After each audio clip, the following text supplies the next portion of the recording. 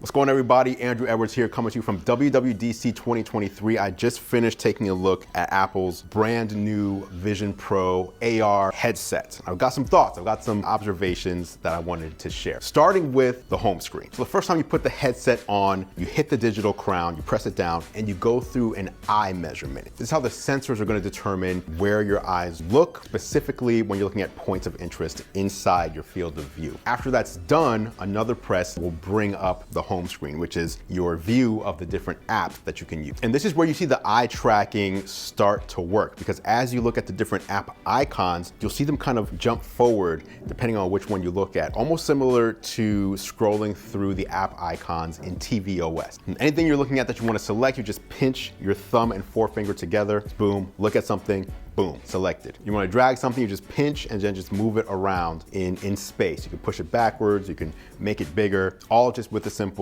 two-finger gesture. The first app that I jumped into was the Photos app. So you go into the app, and then when you select a photo, it'll actually come to the forefront and dim the room behind you. So it's almost like someone lowered the lights in the room so you can really focus on the images, and you can start to swipe through them, take a look at them, make them bigger. And then if you go into a panoramic photo and make it full size, it'll actually surround the entire view that you have. So it'll give you a 180-degree view of this image, and you can actually like stand up and like peer over and see into the photo and reveal things that you can't see when you're standing back, which is very interesting. So all those panorama photos that you've ever taken that you can't really see on your phone because the screen is so small, or even on your Mac because it's so thin, this makes it perfect to view. It almost puts you back in the scene where you took that picture. Then there is spatial photos, and these are a big part of the Vision Pro headset, so much so that there's a dedicated button on the device for taking photos and videos. And there's only two buttons on it. So you've got the digital crown button, which takes you to the home screen, then the other button that captures photos and videos. And so the first thing was a 3D photo of a birthday scene. And when you pull this up, you actually feel like there's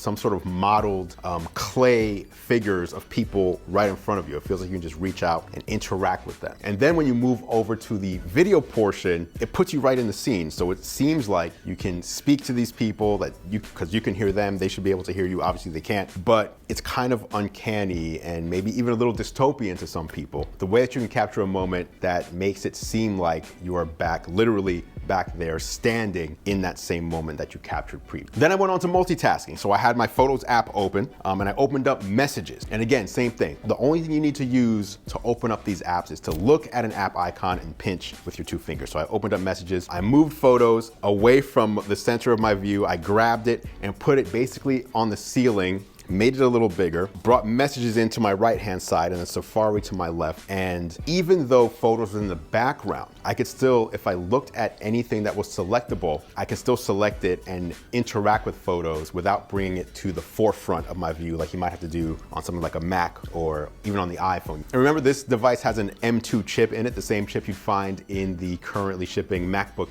Air. So you've got a lot of power. It has the power of a computer on your face. And so running all these apps simultaneously was no big deal. Then I went into the environment. So you go into the environments area and there's a whole bunch of different options you can select. I chose Mount Hood, and as soon as I did that, what is Mount Hood? We in the hood. We in the hood, big dog. We were in Mount Hood.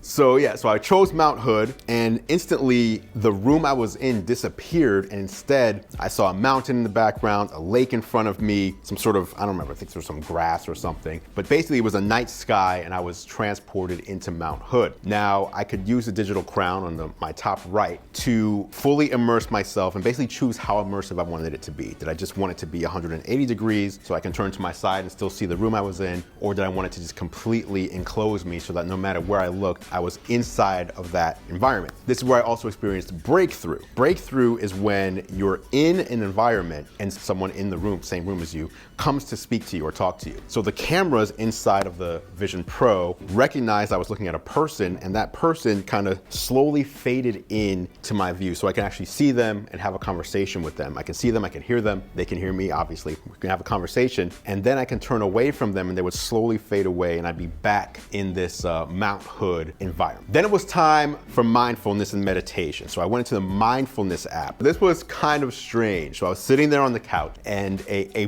ball that seemed to be made of digital leaves was floating in front of me. An orb was floating in front of me. And I heard a voice kind of walking me through a meditation. And all of a sudden the orb starts contracting and expanding like it was breathing. And then on one last breath, it kind of opened up and then the room went dark and I was just flooded with these multicolored neon leaves coming at me as I was breathing, as I was meditating. That sounds kind of intense, but it wasn't intense. It was actually very calming. It did its job. But yeah, 1 minute mindfulness break before we went into the next demo, FaceTime. And this one was kind of strange to me. Now, keep in mind, we're currently in June 2023 and Apple says the Vision Pro is not going to ship until early 2024. So I'm guessing that's about 8 or 9 months from now. So there's still time to work out things that don't feel quite right. The Vision Pro can map your face and create a persona, a digital persona of you. And then it'll use the sensors built in to kind of see how your mouth is moving and how your eyes are moving to make your persona look like you when you're in a FaceTime call while using the headset. The thing is, you can kind of tell that the eyes move and the mouth moves, but the rest of the face doesn't really have the same natural human movement. So you're in the kind of uncanny valley area when on a FaceTime call with someone who's using the headset. The facial expressions need to be improved. I actually thought we were going to be using emojis for FaceTime calls. Then you kind of get rid of that effect as well and maybe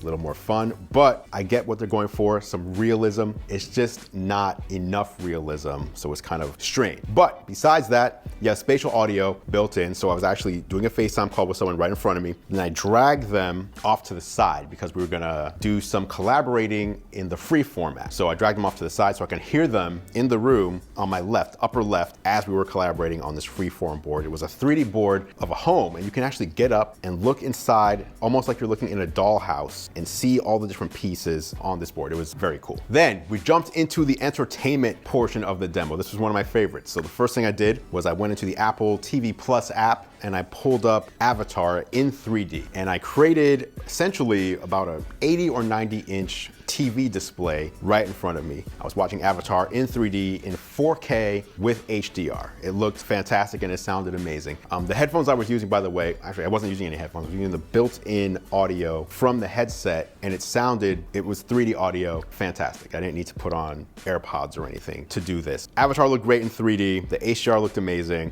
And then we went from the living room environment into the movie theater cinema environment. So all of a sudden I had a 100-foot display in front of me where I could watch Avatar again in 3D. It was super cool. From there I took a look at Apple's immersive video format. It's a new format where they record 180-degree video in 3D and it puts you right in the action. So I had Alicia Keys. I was in a hotel room where Alicia Keys was doing a jam session with her musicians, her band, and she was just singing. I was just there in the room with them listening to the jam session. Then I was on the top of a mountain while someone was trying to go across a tightrope, which was thrilling. Then I was in a herd, a collection of baby rhinos. I was just in there with them, baby rhinos coming to check me out. Then all of a sudden I'm underwater with a bunch of sharks around. So it was just a demo kind of showing how you can use immersive video in 3D to truly immerse you. Because again, Avatar was just a video screen in front of me, and then these were videos that I was actually feeling like I was inside of. Then there was the grand finale. So they said there was one more experience. I'm gonna sit back, relax. Again, there is a depth camera. So the Vision Pro headset knows the size of the room that you're in, how far things are from each other, using LiDAR, using the depth sensor. And so the rear wall in the room all of a sudden started opening up and then expanding into a portal. And the portal was to a prehistoric world. A butterfly flew into the room. From that portal, they told me, put your hand out, put your finger out, see if it lands on there. It did, it flew over, it found my hand, landed on my finger. As I moved my hand around, it stayed on my finger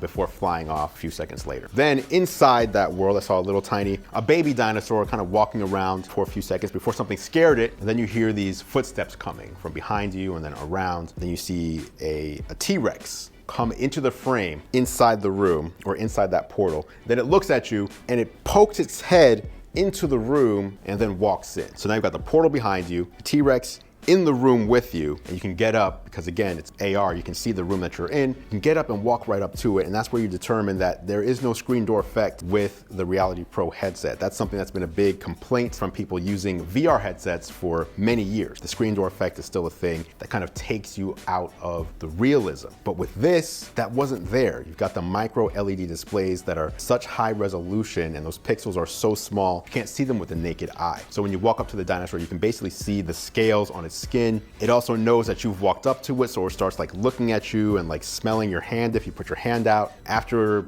I don't know, 10 or 20 seconds, it decided to turn around and go back into the portal, and then the tail just like swings around and you feel like you need to duck out of the way because you don't want to get hit. Obviously, you're not going to. There's no dinosaur there, but you feel it because everything feels so real. It walked away, the portal closed, and that was the end of my demo. Using Apple's Vision Pro headset was, in my opinion, a game-changing or maybe even life-changing experience. It really feels like getting a glimpse of the future, not just the future of technology, but the future as a whole, the future of living. As Apple said, Vision Pro is going to cost $3,500, $3,499, and it will be launching in early 2024. Obviously very expensive, but once you use it, you understand why it costs so much and where the value lies. One thing I should probably mention, I've been seeing a lot in the comments and discussion online, a lot of people are saying, hey, so expensive, I'm probably just gonna stick with the Oculus. That'll be my option, which is totally fine. Obviously, not everyone can afford $3,500 for an entertainment device, but there are some key differences that I think a lot of people aren't understanding. First of which is the Oculus is a VR headset, virtual reality, while Apple's is an augmented reality headset. It takes all the measurements for itself. You don't have to tell it where you are, where your furniture is. It doesn't block you off from the world. So there's a difference, not just in price, but in functionality and usage. The other thing, anytime I use an Oculus headset, a lot of things feel like cartoonish. If that dinosaur walked into the room on my Oculus headset, on the Meta Quest 2, for example, it would have been a very cartoony, wacky looking dinosaur, while this one that the Reality Pro headset gave me looked very realistic and lifelike. So I guess the one way to sum it up is that when you use a Meta Quest headset, it's taking you into a different world, and using Apple's Vision Pro, it's actually bringing new things into your world. I'm super hyped to see this thing drop. I know it's expensive. It really was an enlightening experience, and I hope you get to try it out for yourself. You'll be able to do so in Apple retail stores across the US. Go check it out and see for yourself if you agree with my take. Until next time, I'm Andrew Edwards. I'll catch you in the next video.